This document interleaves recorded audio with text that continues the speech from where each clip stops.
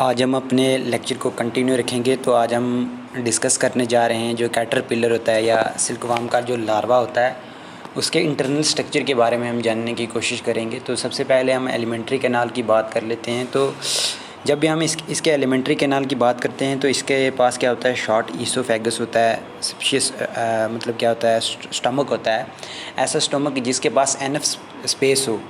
उसके बाद collide and long intestine होती हैं इसके पास, स्वेलन एरेक्टम होता है इसके पास, और पेयर ऑफ इसके पास क्या होता है, सलेवरी ग्लैंड होते हैं। तो जो कहाँ पे खुलते हैं, माउथ कैविटी में खुल जाते हैं, किसके थ्रू, सलेवरी डक्ट के थ्रू खुल जाते हैं। और ये सर्व करते हैं एज ए डाइजेस्टिव ग्लैंड, जो कि डाइजेशन में क्या करते हैं, हेल्प करते हैं।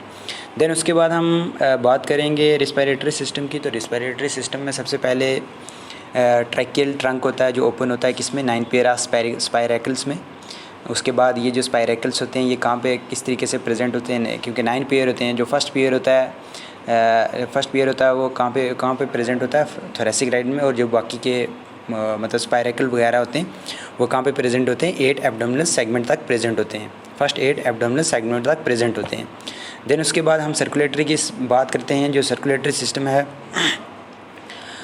अब हाँ, ये जो मतलब हार्ट है, इसका हार्ट जो मतलब प्रेजेंट होता है इमीडिएटली आफ्टर कैनाल सिस्टम, मतलब कैनाल सिस्टम के बाद इमीडिएटली जो हार्ट होता है वो प्रेजेंट होता है। मतलब mid dorsal line body cavity के बाद मतलब प्रेजेंट होता है। मतलब मैंने क्या बोला कि इमीडिएटली आफ्टर कैनाल सिस्टम के बाद प्रेजेंट होता है, लेकिन कहाँ पे प्रेजेंट होता है, मिड डॉर्सल लाइन पे प्रेजेंट होता है, जो कि बॉडी कैविटी की मिड डॉर्सल लाइन होती है वहाँ पे प्रेजेंट होता है। उसके बाद इसके पास ट्रांसपेरेंट कंट्रैक्टाइल वैक्यूल्स होते हैं जिनको हम क्या बोलते हैं, डॉर्सल वेसल बोलते हैं। अब ये जो इसका ब्लड है या जिसको हम इसकी जो पिगमेंट है ये कलरलेस भी हो सकती है, या अगर मतलब कलर्ड होगी तो वो पिंक होगी या ग्रीन कलर की होगी। तो और वही डिपेंड करेगा कि मतलब ये जो सिल्कवर्म है, ये कैटरपिलर है, इसका मतलब कैसा है, मतलब कलर क्या है। अगर ग्रीन कलर होगा तो ग्रीन कलर का मतलब सिल्कवर्म होगा हमारे पास, अगर पिंक कलर का होगा तो पिंक कलर का सिल्कवर्म होगा हमारे पास। उसके बाद हम इसके नर्वस सिस्टम के बारे में बात करेंगे। तो नर्वस सिस्टम इसके पास कैसा होता है कि इसके पास पेयर ऑफ गैंग्लिया होता है जो एक्ट करता है एज ए ब्रेन। उसके बाद पेयर ऑफ नर्व कार्ड होता है। उसके बाद 12 पेयर ऑफ गैंग्लिया होता है। देन उसके बाद न्यूमरस सेंसरी रिसेप्टैकल होते हैं जो मैक्सिलरी एंड लेबियल पैप्स वगैरह में होते हैं। तो उसके बाद जब हम इसके रिप्रोडक्टिव सिस्टम की बात करते हैं तो रिप्रोडक्टिव सिस्टम बहुत ही माइन्यूट होता है। मतलब इसके जो डक होते हैं, रिप्रोडक्टिव डक होते हैं, हम उनको क्या कर सकते हैं, इंडिस्टिंक्शन कर सकते हैं। देन उसके बाद सिल्क ग्लैंड के बारे में हमने अच्छे से पढ़ना है क्योंकि ये हमारे सिलेबस में नहीं है, स्पेशली मेंशन किया हुआ है। तो जब भी हम सिल्क की बात करेंगे, सिल्क ग्लैंड की बात करेंगे, तो ये क्या होता है कि सबसे पहले ये जो सिल्क ग्लैंड होते हैं ये पेयर्ड में प्रेजेंट होते हैं, मतलब पेयर्ड होता है इनका।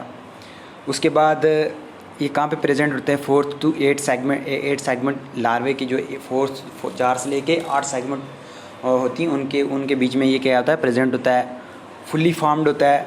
उसके बाद अब इसके पास जो सिल्कवर्म है ये सिक्रेट क्या करता है, सिल्क सिक्रेट करता है। कहाँ से सिक्रेट करता है, लेबियल ग्लैंड से सिक्रेट करता है, जो कहाँ पे लाई करता है, ventral to the alimentary canal.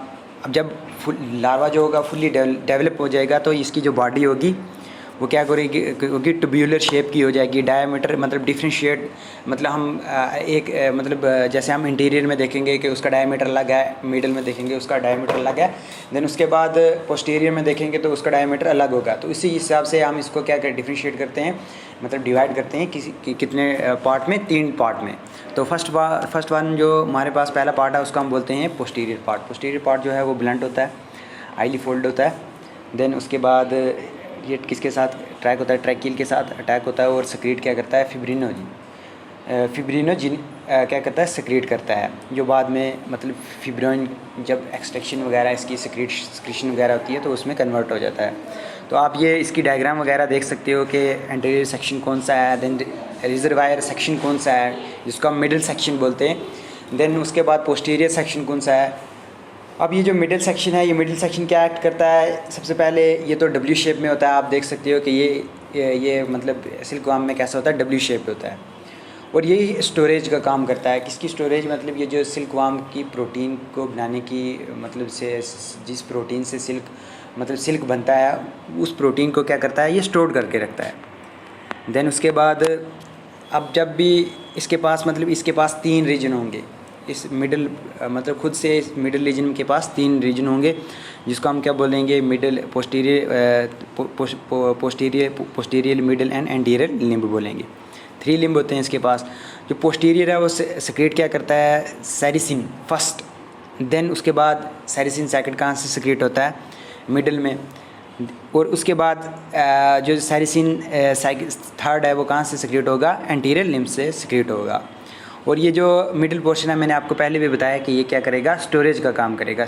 मतलब कम समय के लिए, मतलब शॉर्ट पीरियड ऑफ टाइम के लिए क्या करेगा, सिल्क की प्रोटीन को क्या करके रखेगा, स्टोर करके रखेगा। देन उसके बाद आप ये देख सकते हो कि कहाँ से लेके, कौन सी सेगमेंट से लेके कहाँ तक, मतलब इसके ये जो सिल्क ग्लैंड होता है ये प्रेजेंट होता है। आप ये डायग्राम में क्लियरली देख सकते हो, milk silk gland, then hand silk gland, then 4 silk gland, ये आप डायग्राम में अच्छे से देख सकते हो। उसके बाद ये कोकोन एंड प्यूपल फॉर्मेशन, ये भी आप देख सकते हो डायग्राम के थ्रू। देन उसके बाद इंटीरियर रीजन की हम बात करते हैं तो सबसे पहले हमने पोस्टीरियर की बात की, देन इंटीरियर की बात की। तो सबसे पहले ये क्या होता है कि इंटीरियर रीजन जो होता है ये कहाँ पे प्रेजेंट होता है, इंटीरियर साइड प्रेजेंट होगा। इसका मतलब कोई सिक्रीशन में मतलब रोल तो नहीं होता, बट ट्रांसपोर्टेशन में बहुत बड़ा रोल होता है। अब ये ट्रांसपोर्टेशन किसके थ्रू होता है, असेंबलेज के थ्रू होता है, मतलब एक कंप्लीट असेंबलेज के थ्रू होता है। इसकी सिल्क की जो होती है, मतलब सिल्क की ट्रांसपोर्टेशन होती है, सिल्क प्रोटीन की जो ट्रांसपोर्टेशन होती है एक जगह से दूसरी जगह। अब ये असेंबलेज कहाँ पे होती है, स्पिनरेट में होती है। अब स्पिनरेट क्या है, स्पिनरेट जो है ये एक मिडल पोर्शन है किसका, लेबियम का। इसके पास ये मतलब इसी से क्या निकलता है, सिल्क निकलता है in the form of fine filaments, जो बाद में क्या करते हैं, थ्रेड वगैरह में क्या होते हैं, कन्वर्ट हो जाते हैं। उसके बाद देन हमारे पास क्या आ जाते हैं, बाहर जो मतलब कोकोन की फॉर्मेशन में या सिल्क की मतलब क्या हो जाते हैं, फॉर्म में बाहर आ जाते हैं। उसके बाद जब हम इसकी हिस्टोलॉजी की बात करते हैं तो हिस्टोलॉजी में थोड़े सा कट गया है, आपको ये मैं प्रोवाइड कर दूँगा। हिस्टोलॉजी की जब हम बात करते हैं तो हिस्टोलॉजिकली ये 3 लेयर से बना हुआ होता है। सबसे पहले जो ओटर होती है, ओटर जिसका नाम होता है ओटर प्रोपा।